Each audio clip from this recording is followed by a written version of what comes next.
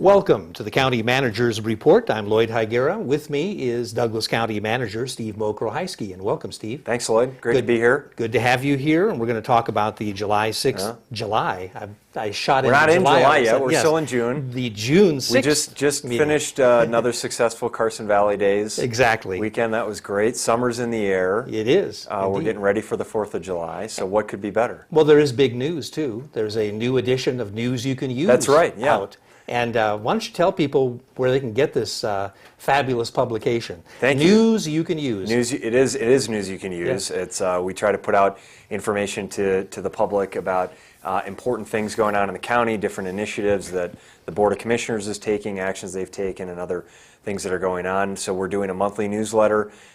News you can use. You can find it on our website, douglascountynv.gov. And it's available on the homepage of the website. You can link to our county news, videos, and information page on our website, and you can find these videos there. We upload them to YouTube. You can watch the 30-minute County Manager Report. You can get our newsletter.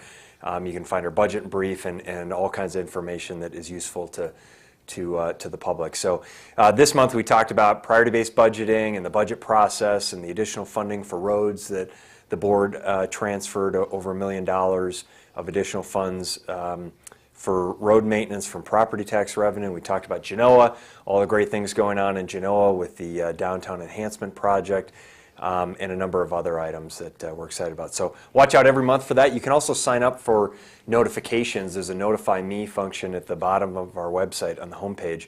Click that, and then you can pick the things you want to be notified on. We'll send you a text message or an email with that information, and then you can get notified on emergency updates on things, our newsletter, and other items that come forward. And the county's on Facebook too, right? We're on Facebook, thank you. Yes. Yeah, we're in the social media era, and so if you're a Facebook user, you can go to your Facebook account, search Douglas County, Nevada, and you'll find our page. You can like us there. It's been up for about 3 weeks. We have over 600 people who've liked us, and that grows by about 20 or 30 people every day. And we post multiple things each day. Some of them are just kind of fun pictures from around the county, information, things that are going on, news stories, different events and activities of county employees and other initiatives. So it's been a real success so far. We're excited about it. So I encourage you to go on and like our page on Facebook. You'll have to start tweeting soon. Yes, yeah, that'll be the follow you everywhere. Yeah, well, we're still working with Record Courier, and we have the monthly question and answer forum there, which I think I really like that. Record Courier does a great job each month and allow people to come on and ask questions, and then they run it in the paper, and that's really nice. And so, yeah, we'll continue. This is all those things, Facebook and Twitter and our website and the blogs and everything, they're all great, but it's the primary effort is to really get information out to the public, to let them know that Douglas County is open for business, that we're open and accessible and transparent, and if you have questions, please call us, contact us, ask us. We'll do everything we can to give you the most up-to-date, accurate information possible. We want our residents to be involved and engaged in what's going on in their community. Okay, so, well, speaking of informing the public, let's talk about the June 6th meeting of the Douglas County Board of Commissioners. And commissioners did hear from the Nevada Department of Transportation. They heard their proposed work plan for Douglas County. That's 2014 through 2023, and the statewide program 2014 to 2017. So what's up with NDOT? What are they going to be doing? Well, you know, we're always happy to have the NDOT folks with us, and of course transportation issues are always a big issue for us in Douglas County. Improvements to Highway 395 and Kingsbury Grade and Highway US 50 in Lake Tahoe and other state highways that NDOT manages. So had a discussion about the various projects there. There are some improvements for Kingsbury Grade that are planned, a number of seismic retrofit rehabilitation of bridges and new curb and gutter projects. The realignment of Highway 50 at Lake Tahoe is a major, $72 million major initiative for the long term there. Talked a little bit about Airport Road, and of course that's the intersection of US Highway 395 and Airport Road, where we've seen a number of accidents over the course of the past several years, and we're working with NDOT actively to address those issues and try and come up with appropriate traffic safety improvements that will reduce the accidents at that intersection, and also make sure that we put something in place that's cost effective and efficiently moves traffic flow through the area. And so, there was a fairly lengthy discussion about that Airport Road issue because we've worked on it for so long. And so the items that our staff is working with NDOT on are the potential of widening the right turn lane or extending the wide turn lane and widening it so that as vehicles are turning right onto Airport Road from northbound 395, that there's more clearance for those who are on Airport Road trying to turn left. They can see beyond those vehicles turning right. That's one option. Another option is just to prohibit left turn movements from Airport Road onto 395 South altogether. That's really what's been the problem is vehicles turning left from Airport Road onto 395 South have had collision with oncoming traffic. For some reason, they don't seem to see the traffic coming. Right, and what it is, blocked. it's the vehicles that are going northbound. Typically, there's a vehicle turning right, and so they're in the right turn lane, the deceleration lane, onto Airport Road, and that vehicle blocks the oncoming traffic that's going 65 miles an hour. People can't see that traffic, so they pull out into the highway, and that's where you have the collision. And so that's why we're looking at that right turn lane as a potential option. We're looking at the potential of just restricting left turn movements altogether, which is what we do. We encourage our employees and we encourage the public. You really, if you can find an alternative route, go north on Hayborn Road to Johnson Lane and use the stoplight at Johnson Lane. That's really the safest movement. Right. Just to avoid it altogether. It takes you a couple extra minutes, but it might, save a major accident and save your life potentially. So, those are two options. The third option would be to install a traffic signal, similar to what we have at Johnson Lane and Stephanie Way. We have had some residents who've come to our board as part of these discussions and said, is that really the solution? And how many traffic signal lights are we going to put up at every intersection on 395? Now you've created, now it takes 30 minutes to get from Minden, the north end of Minden, to Carson City, or the south end or the north end of Douglas County, south end of Carson City. And so we don't want to fix one traffic safety problem and then cause another traffic safety or traffic flow issue. Similar to the fact that if you have a stoplight that there's a concern about rear-ending on Airport Road. So we're evaluating all those issues, looking at the options, working with NDOT, and we'll come up with the best solution. But at the end of the day, there is an element of personal responsibility. Sure. And I think others, Record Courier and others have kind of commented on this, that for those of us that live here, we know that intersection is a problem. Use good judgment. And I'd encourage people, what we do is we try not to use that intersection. We go up to Johnson Lane and make a safe route, or be patient and don't rush your way into the intersection. Try to take the time necessary to make sure you have the clearance and you can see there. So that's what we encourage people to do, but we'll also identify the appropriate improvements to that intersection that we can make. Well, there have been too many accidents at that location, that's for sure. So I'm glad something is being done. That's great. Also, in regard to NDOT, Commissioners also approved submittal of a project application in the Transportation Alternatives Program.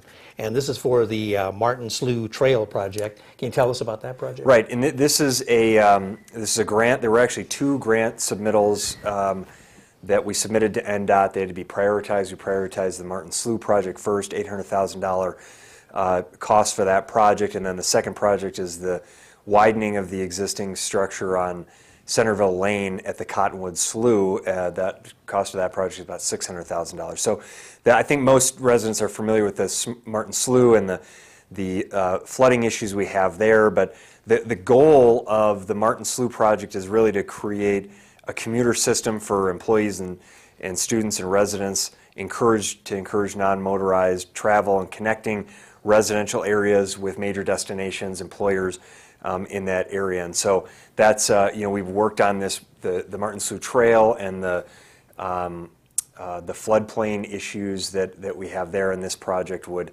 help us address those concerns. So we'll see if we're successful in that grant application. Okay, great.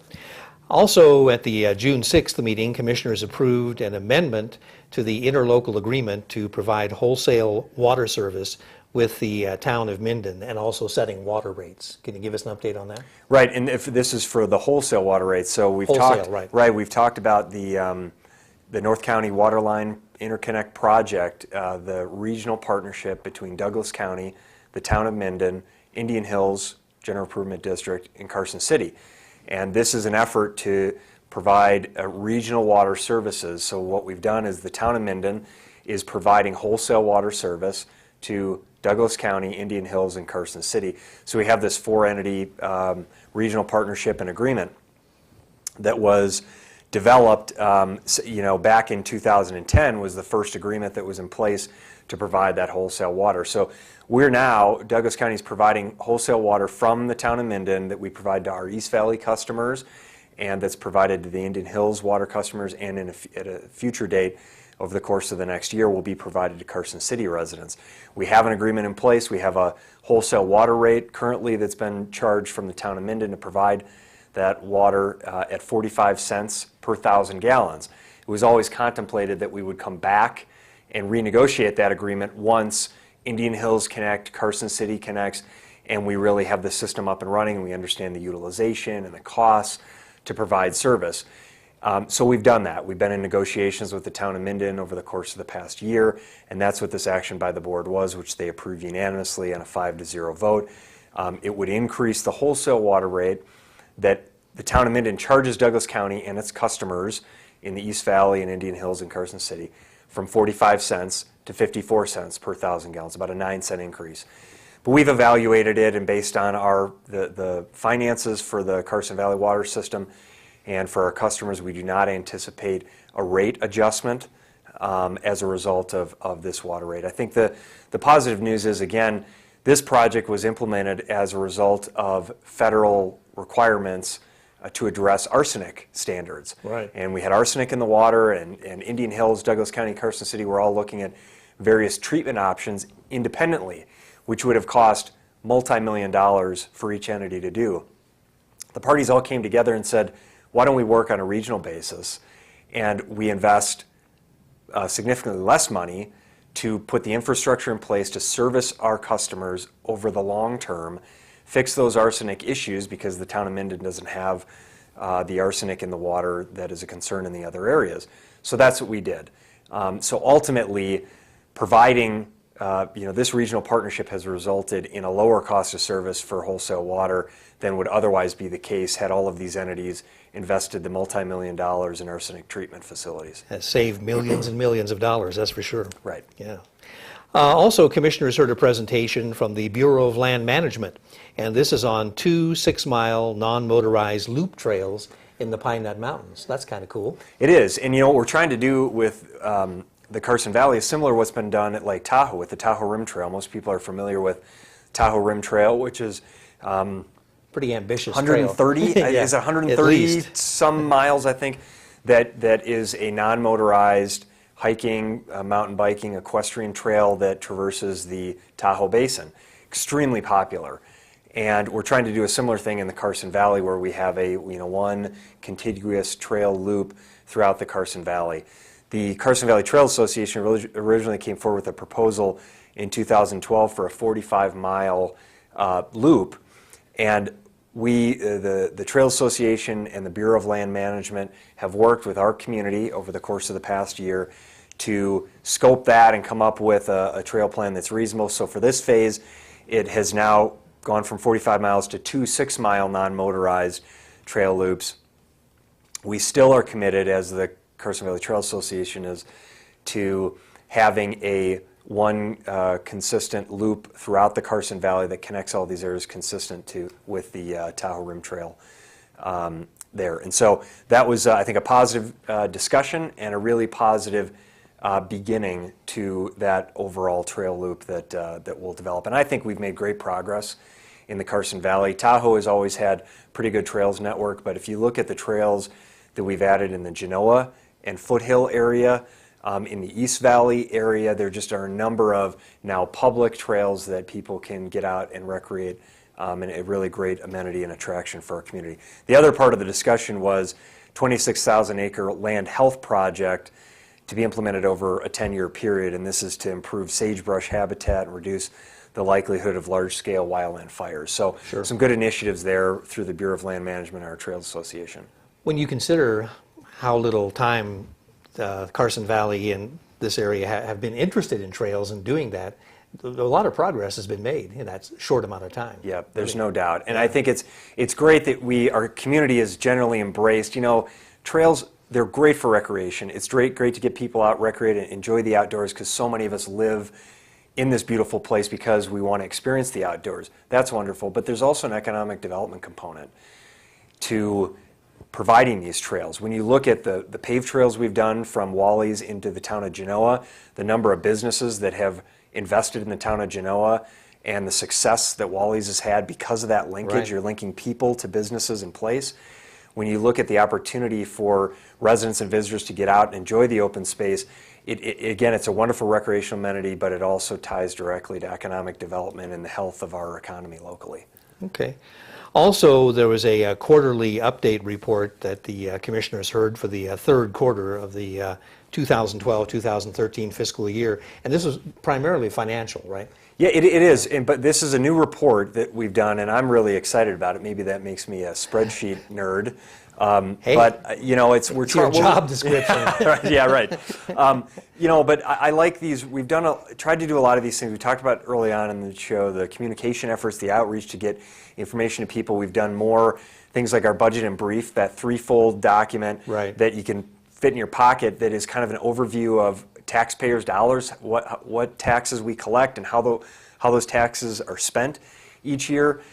This builds upon that. It provides every quarter we're going to come forward and provide this comprehensive report to the board and to the public and our employees about the money we're collecting, where it's going, and it will include local economic indicators, national and state economic indicators, so we can kind of evaluate the economic health of our community, our state and nation, where we're at, and plan for the future and adjust accordingly based on those changing conditions.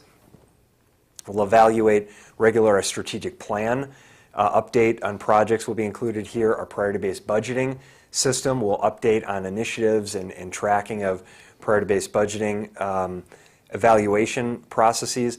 And then we'll do a financial report on the general fund and on other major funds to say, are we in line with budget to the quarter and year to date, or are we not? Are there problems we need to adjust to? We'll highlight those things so that we can respond actively, as proactively as possible. So this is the report. I'll just show it here to you what it looks like on the front, and I'll page through a couple pages of it. But this also can be found on the homepage of our website at douglascountynv.gov. This is available.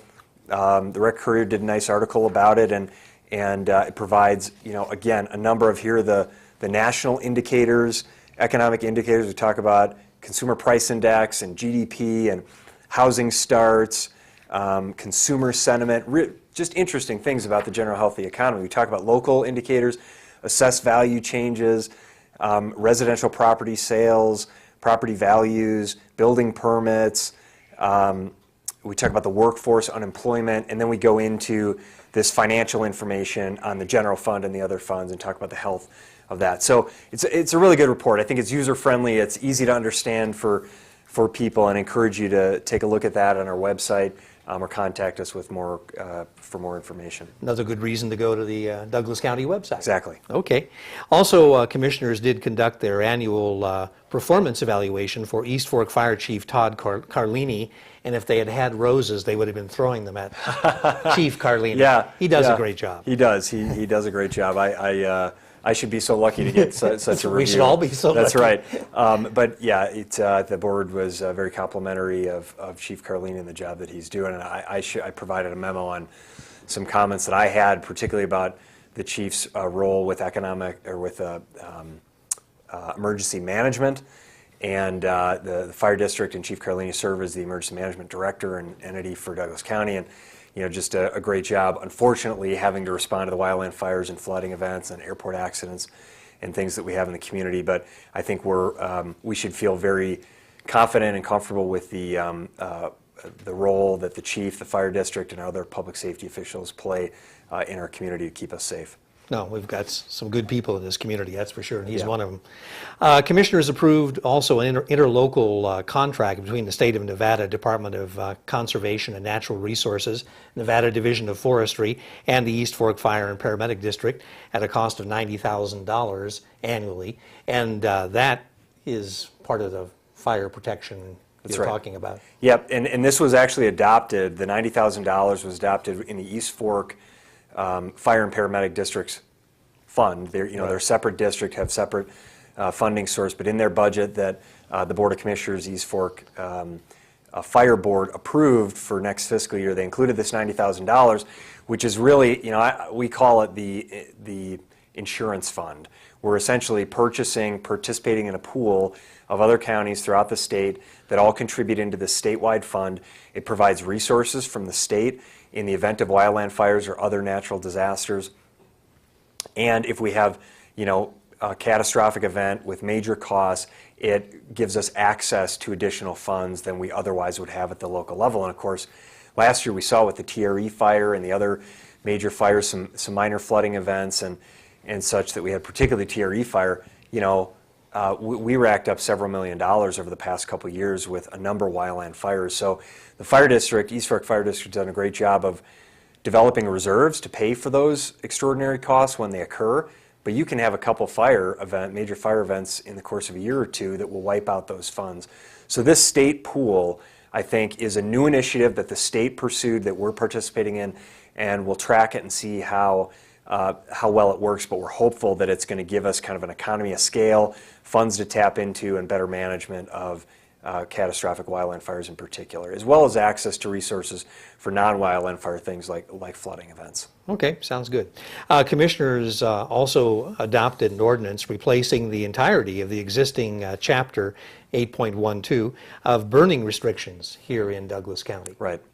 And, this is, it was unanimously introduced by the board. This was a second hearing in the adoption. This establishes permit requirements for different categories of open burning. I received this question from some folks today. There actually was a citation today for open burning. Today happens to not be an open burning day.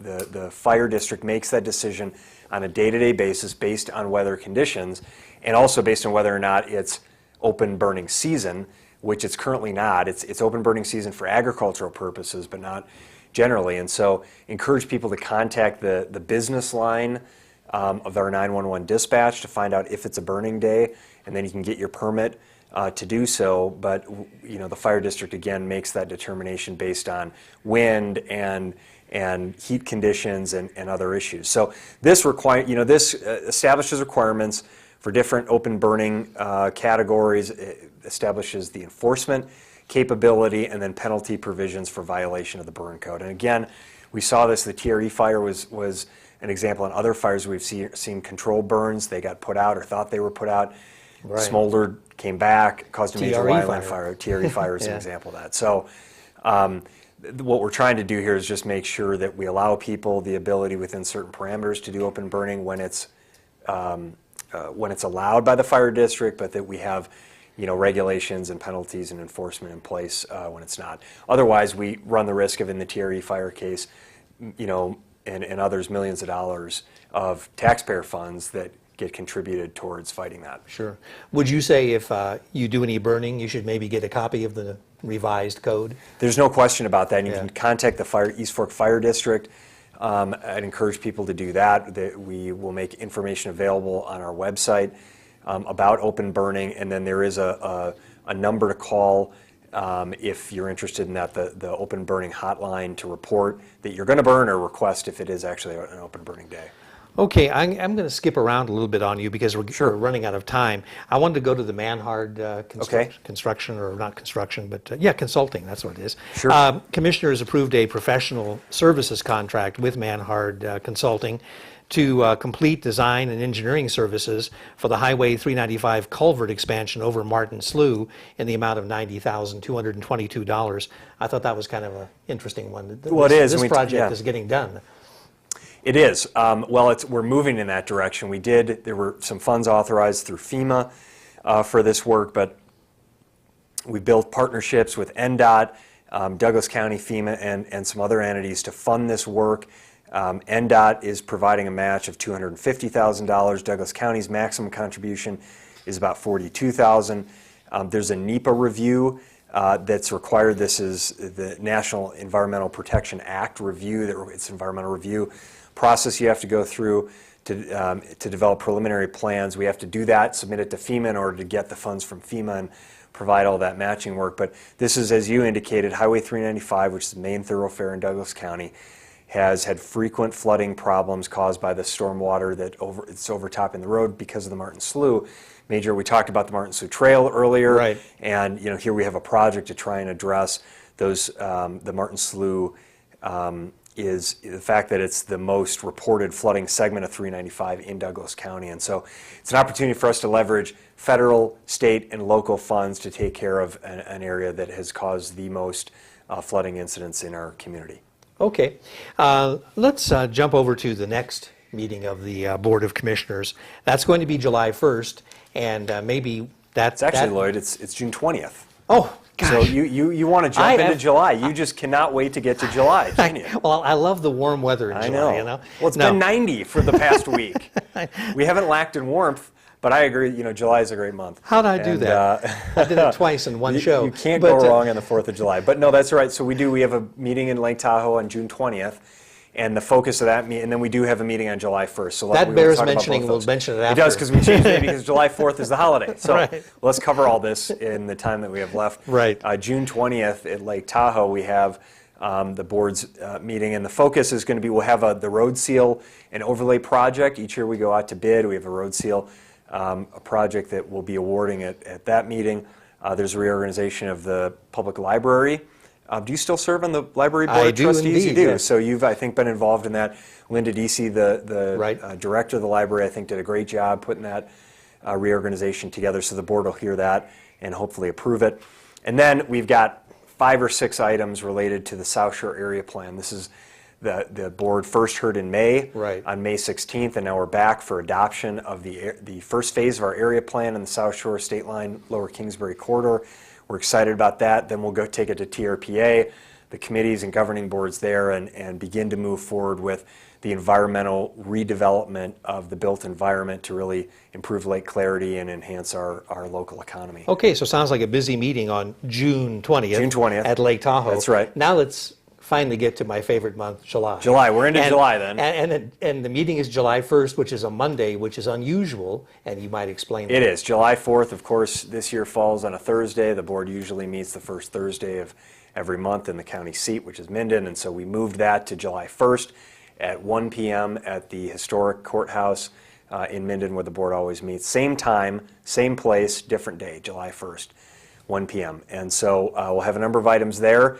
The board will do my annual evaluation. They'll consider a renewal of a contract. My contract is up on July 9th, and I'm having a blast, so I hope I get to continue doing this, Lloyd. And we'll talk about a number of other What did you items. call yourself? A spreadsheet nerd? Spreadsheet nerd, right. Yeah. The life of a spreadsheet nerd. Right, there you go.